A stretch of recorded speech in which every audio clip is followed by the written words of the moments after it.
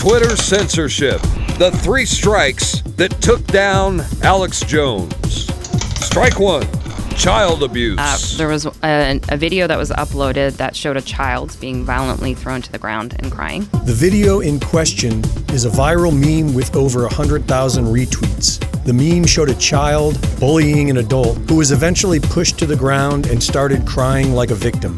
The reason this video went viral in 2018 was because it reflected the strategy of the new American left.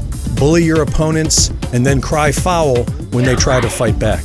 Forbes originally claimed that the man in the video was Alex Jones himself, and somehow InfoWars is to blame for a video that remained on Twitter for months after the fact. Strike 2, inciting violence.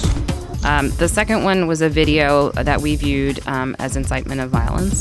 The original video was a message directed towards President Trump. This is an emergency message to President Trump, to Congress, and to anyone that supports free speech in this country. Twitter ignores this.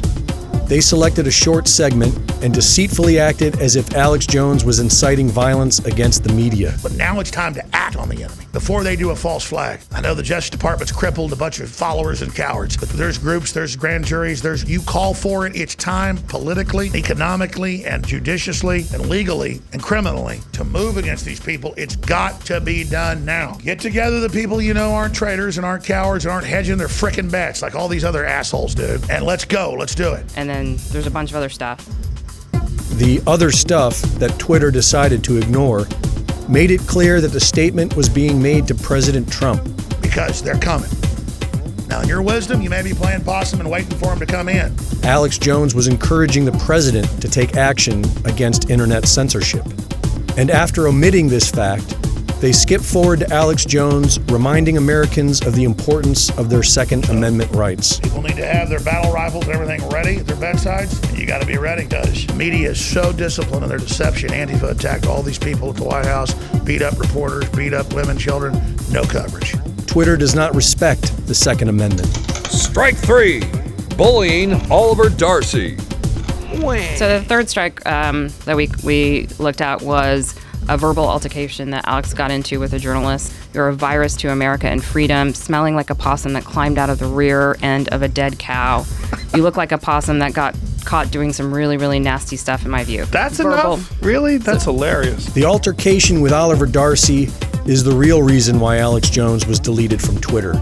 Rather than allowing an open and honest discussion and possibly resolving our differences peacefully, they choose to silence their opposition and push towards a violent civil war. People have pointed out that Jack himself encouraged everyone to read an article which basically outlined the fact that there's no civility left and that civil war is likely to happen in America. It says that the article was why there's no bipartisan way forward at this juncture in our history. One side must win. If you exacerbate the divisions in society that are so rife right now, that is going to create a civil war situation. So they're going to be partly responsible for it as one of the biggest platforms silencing people.